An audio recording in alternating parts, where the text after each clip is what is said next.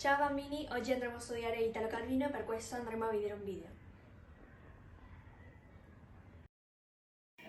Ciao, noi siamo Juliana Viotti e Martina Pranotti e andremo a parlare su Italo Calvino, un maestro della narrativa e immaginazione. Vita e biografia. La vita di Italo Calvino. Nasce nel 1923 a Cuba, a Santiago de las Vegas, dove i suoi genitori stavano per lavoro. Studiò in una scuola agraria. Dopo 2 anni ritornò in Italia e cominciò a vivere con la sua famiglia a Sanremo, dove nel 1941 nasce il suo fratello. Italo trascorre la sua giovinezza durante il fascismo e nel 1941 comincia a frequentare un'università e sceglie la facoltà di agraria a Torino, ma interrompe lo studio per la sua passione, la letteratura. La scelta politica. Dopo la caduta del fascismo, Calvino decide di aderirsi al Partito Comunista Italiano e dopo partecipa alla resistenza armata fino al 1945. Lavoro letterario. Nel dopoguerra va a vivere a Torino, dove si iscrive alla facoltà di lettere e nel 1947 comincia a lavorare con la casa editrice Einaudi, dove pubblica il suo romanzo. Nel 1948 lavora alla redazione del quotidiano L'Unità, ma dopo torna da Einaudi come dirigente e si dedica a un lavoro editoriale e di scrittura. L'impegno intellettuale e il matrimonio.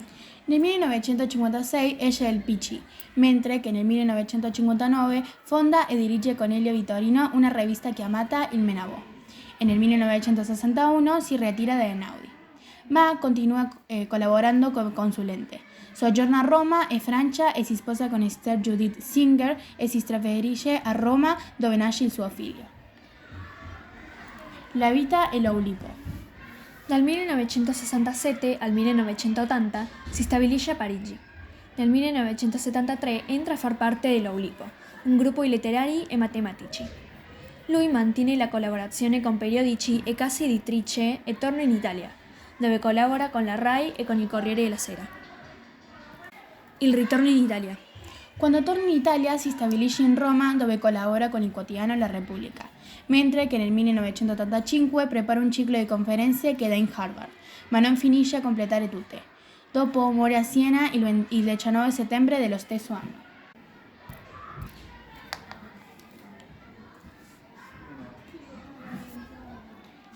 Le opere e i temi. La resistenza e il dopoguerra. Il primo tema affrontato da Calvino è quello della resistenza. Negli anni dopoguerra lui condivide con i giovani antifascisti della sua generazione l'esigenza di trasferire l'esperienza culturale e politica che è stata per la lotta partigiana. Calvino fa una sosta sulla resistenza nel romanzo Il sentiero di Nidi di Ragno e nella raccolta Ultimo viene il corvo. Il rapporto con il mondo. Negli anni 50 è quando succede la guerra fredda tra gli Stati Uniti e l'Unione Sovietica. La vita politica italiana è segnata dalla contrapposizione tra le forze di sinistra, questi sono i comunisti e socialisti, e il Partito della Democrazia Cristiana.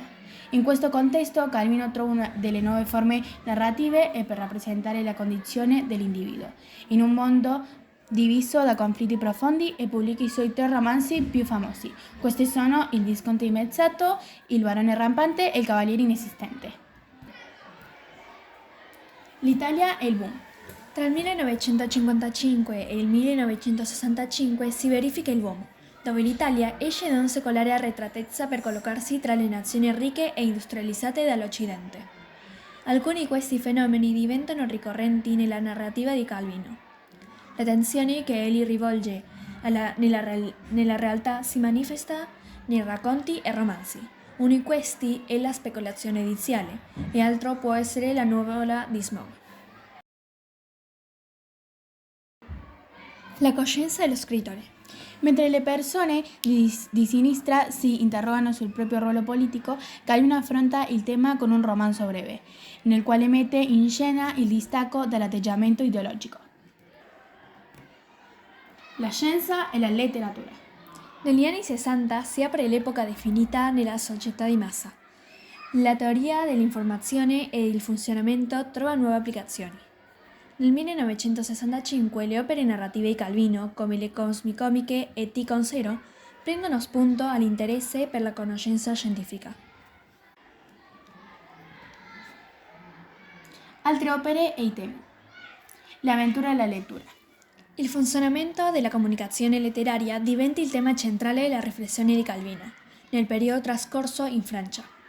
L'attività del lettore è decisiva perché i romanzi possono avere un significato. Calvino scrive su una notte d'inverno un viaggiatore. La città e il suo destino. Il tema dell'urbanizzazione e dello sviluppo del sistema città si associa alla riflessione di Calvino sulle relazioni che esistono tra persone, cose, eventi e sulle loro innumerevoli combinazioni, capaci di generare altrettanti modi possibili. La struttura della nuova opera di Calvino è una costruzione sperimentale basata su questa idea. I segni e la comunicazione. Calvino esplora la natura del racconto come combinazioni di elementi, che accostati tra loro in un modo diverso generano multipli possibilità di significati. Su questo tema e sull'idea della letteratura come procedimento combinatorio è costruito un altro dei romanzi sperimentali del periodo francese, Il castello dei destini incrociati. L'avventura e la conoscenza. Il tema dell'ultimo libro di Calvino è quello fondamentale, che percorre in realtà tutta la sua opera, l'avventura della conoscenza.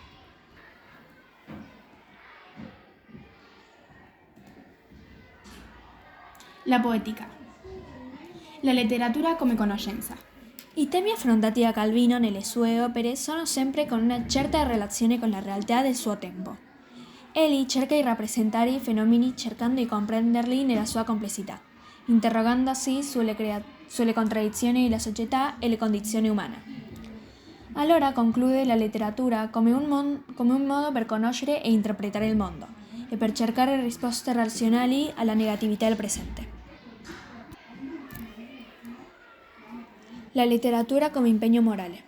Calvino respinge l'idea che l'opera letteraria deve essere al servizio di un'ideologia o di un programma politico. Maestra, qual è stato il racconto che più ti è piaciuto di Italo Calvino? Il mio racconto preferito di Italo Calvino è Fungincita, che è quello che andremo a leggere adesso.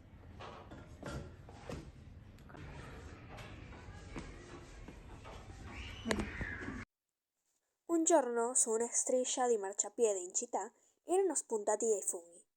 Nessuno se ne accorse, tranne Marcobaldo, che passava di lì ogni mattina per prendere il tram. Marcobaldo era poco adatto alla vita cittadina. Non c'erano cose in campagna che lui non notasse e non trasformasse in motivo di riflessione, scoprendo, per esempio, i mutamenti della stagione, le miserie della propria esistenza e così via. Una mattina, mentre aspettava il tram, si rese conto che alla base degli alberi c'erano i corpi sotterranei. Si chinò per allacciarsi le scarpe e guardò meglio.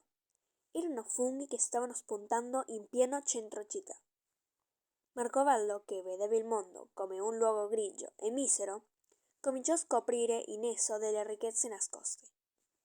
Si dice che, con una notte di pioggia, quei funghi sarebbero stati pronti per essere raccolti, e non vedeva l'ora di dare la notizia a sua moglie e ai suoi figli. I suoi bambini, sentendo la notizia, si sorpresero.